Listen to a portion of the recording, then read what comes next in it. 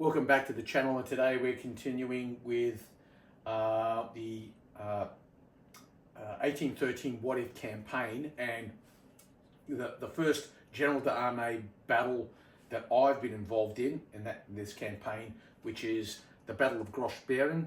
I'm fighting the French right flank of that battle, which is on the field of Blankenfelde. And what I'm going to do is I'm going to give a quick table brief of what we've got happening for this battle. As this battle is being fought, if you could imagine on the western flank of this battlefield, the French left flank from here, or the Prussian right flank, there's another battle going on, and that's between the French Marshal Ney and the Prussian commander Lapetev, could be a Russian, I don't know, Prussian or Russian commander, over yonder to the west. So this is the eastern half of the battlefield, and we're to the south of Berlin. At the same time this battle's going on, there is another battle raging to the west of Berlin, where Napoleon is commanding against his old friend, Prince Johann Karl of Sweden, commanding up there the Army of the North. So let's have a look at this battlefield, and then we'll go on and actually fight the battle. Let's look at the Prussian forces first. Okay, so what we'll do is we're going to start off from the Prussian left flank, and we'll move our way across. So let's look first at the division that's located here on the Prussian left flank. So this is the 12th Division here. Okay, so the 12th Division consists of two brigades. So we have one brigade here and another brigade here. This brigade here consists of 4 battalions. So 1, 2, 3. And what I've done is every 3rd battalion in these Prussian brigades, I've made a light infantry or fusilier battalion, because even though the orders of battle don't indicate that, I think it would only be appropriate that, given the way the Prussians fought, every 3rd battalion tended to be fusiliers, so that's what we're going to go with. So what we have here is 1st, 2nd, the 3rd battalion is a light infantry battalion, and they're in light infantry order, skirmish order in this woods here. Then they have another battalion here. Now, all the Prussian troops on this battlefield, all the Russian troops that are also here, they're all classed as reservists. Okay, so at least it makes it pretty straightforward and easy to remember. Everyone is a reservist.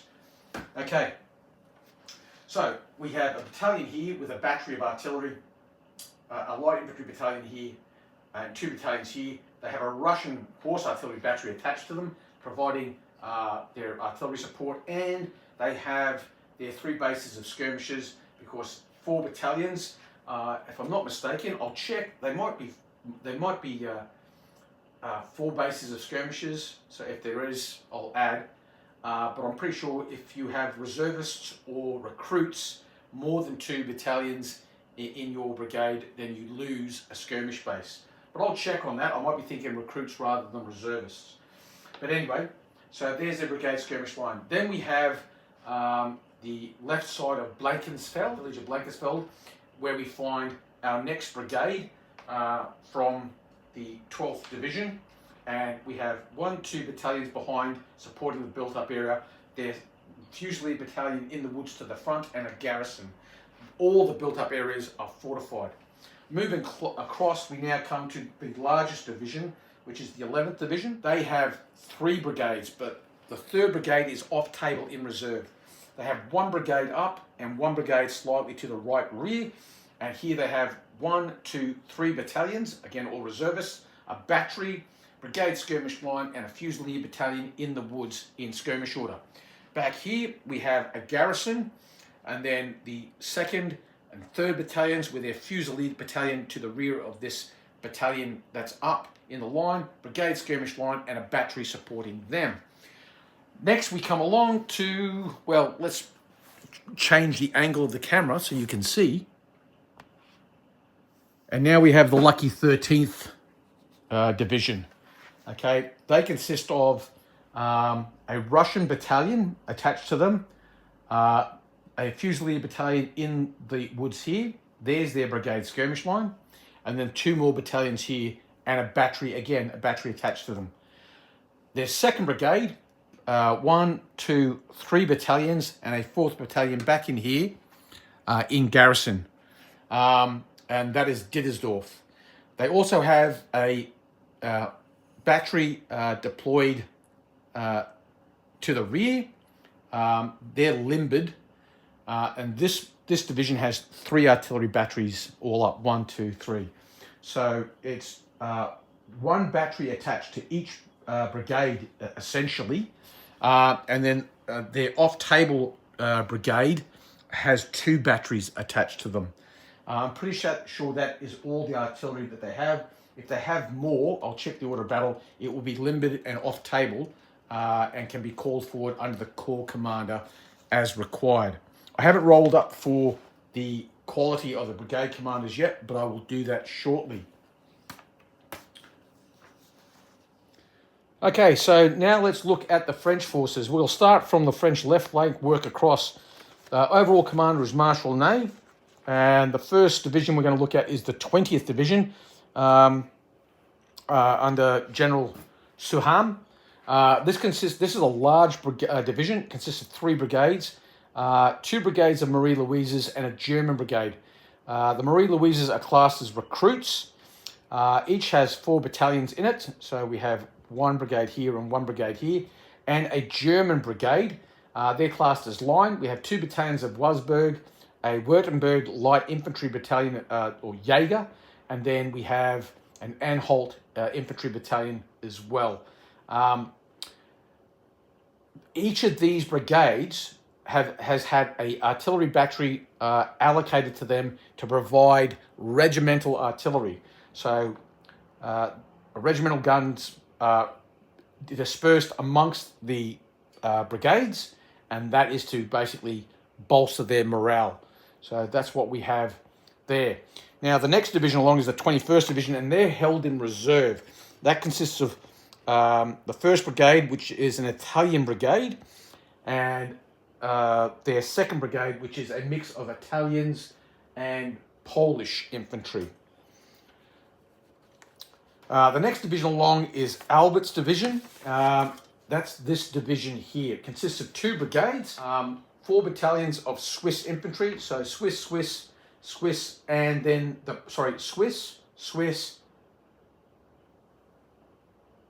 Swiss, and then this is the Paris Guard. They're all classed as line quality.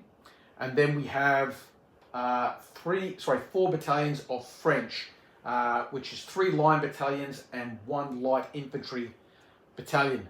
Their artillery, there's none been allocated, there is a battery allocated to the Swiss, which is limbered up between these 2 woods here. And then there are 2 batteries of artillery allocated to this brigade, and they are unlimbered over here. 1 horse artillery battery and 1 foot artillery battery. The next division that we have is the 29th Division, and that is a division of Saxon infantry, again with some Poles attached. It consists of, in the 1st Brigade, 3 battalions of Saxon line infantry plus a Saxon light infantry battalion.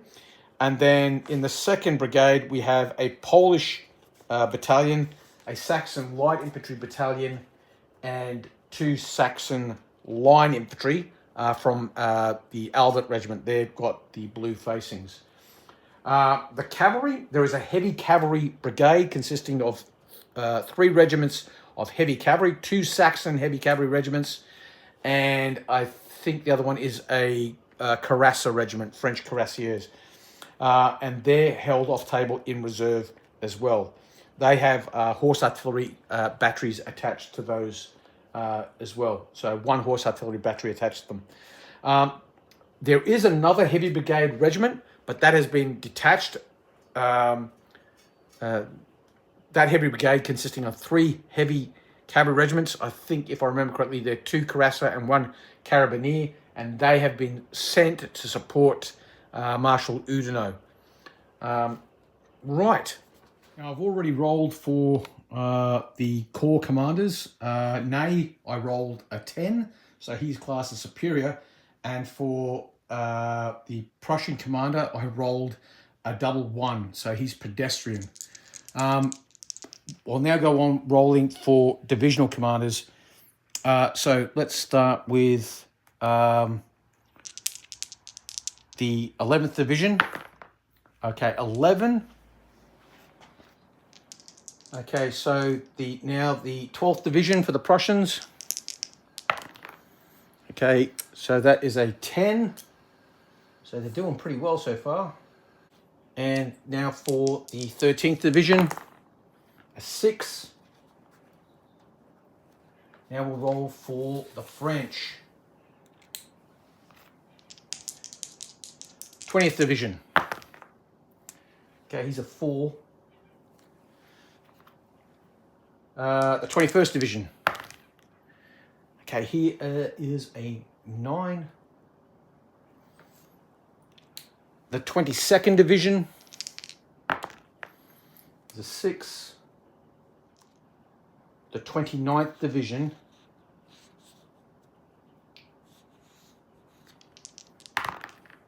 a 7. Now we roll for the quality of the brigade commanders. Long story short, there's 1 bold brigade commander in this division here, and funnily enough, it's with the German. So the German brigade commander in this first division, the 20th, he's bold. Everyone else is just normal. For the Prussians, they picked up 1 bold, which is the commander in the 2nd Brigade of the 11th Division, which is these guys here. I just randomized it. 1, 2, 3, 4, and 5, 6 was the off-table guy. I rolled a 4.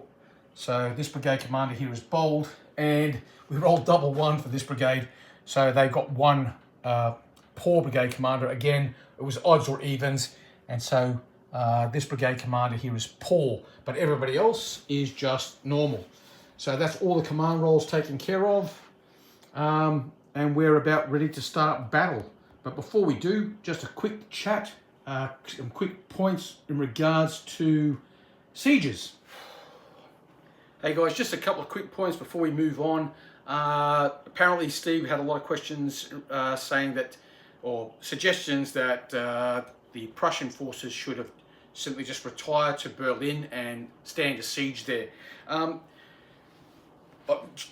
Steve and I have had a quick chat in relation to sieges, and we decided that for the sake of the campaign, we would just do away with them. All cities would be declared open if field forces were defeated in the vicinity of defending a city, in the act of defending a city. The reason for this is pretty straightforward. First of all, sieges were relatively rare during the Napoleonic Wars. They happened more often in the Peninsula campaign, but not anywhere else of any real note. And if they did happen, they tended to not go for particularly long. Now, there's always an exception to the rules. I can think straight away Hamburg, Davout at Hamburg in the 1813 campaign, right at the end. He stood a siege there for like 5 months. And then, of course, some sieges in the early Italian campaign. But when we think of sieges in Napoleonic Wars, invariably we go to the Peninsular War. And in those wars, in that campaign, there were sieges that lasted quite some time. But the nature of warfare in the Peninsula was quite different to in the European, the northern, northwestern, northeastern European theatre, the Central European theatre. The reason for that is the war in Spain was to a degree a people's war. So the masses, the people, were motivated to resist the invaders. I mean, I think the Spanish essentially saw Napoleon as the Antichrist. So the people were quite prepared to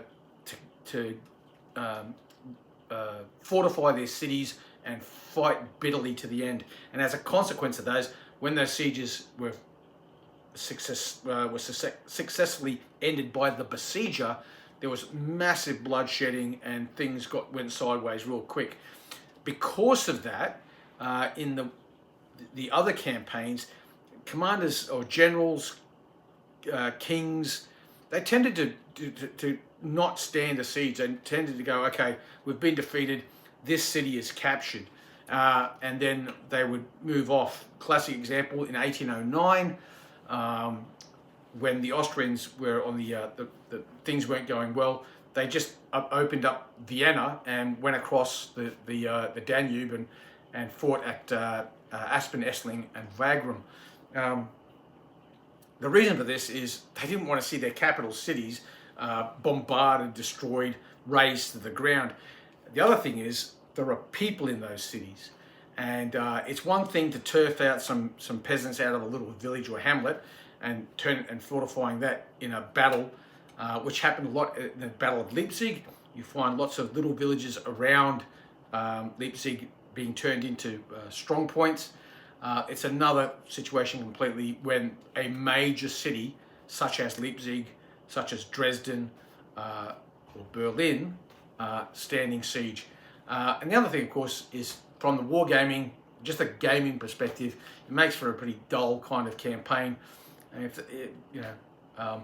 if it was a matter of okay, things aren't going well, I'm just gonna retire into a city at Magdeburg or Leipzig, and I'm just going to stand a siege. Well, the campaign is only going to go for about 4 or 5 months. Some of those sieges wouldn't even end, and it wouldn't make for fun gaming. So both sides have basically said in this campaign, we're not going to let our cities be burned to the ground. We're not going to have our civilian populations subject to being on the wrong end of a siege if it goes badly, and so we're just going to declare our cities open, and so that's it on sieges, and that's the way we're going to play it going forward. And it cuts both ways, so that's that. Right, let's move on with our preliminaries for this battle here. I quickly checked, and I was right. Only recruit brigades, only brigades with recruits in them lose a base of skirmishers. So I've bumped up all those Prussian brigade skirmish lines to 4 bases. As you can see there's 4 bases there, all along the line. The only guys that have 3 bases in their skirmish line are these 2 brigades of Marie Louises. And that is that. The table is set. And we're ready to roll. Now, as the overall commander of the French forces, Marshal Ney, I have sent orders to Marshal Oudinot, and I've instructed him how I want him to conduct his battle in his area of operations before Gross-Beeren. And obviously I'm not going to say what they are.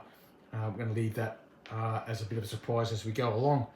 So the table at the battlefield is set. From my perspective, it should be pretty obvious what the French intentions are. I've got pretty much a division here and a division in the center. I've left my right flank pretty much open. As the attacker, I'm quite happy to do that. And then that's pretty much all there is to say, I guess. We'll wrap it up there, and we'll move on into the next video, which will be the commencement of the battle.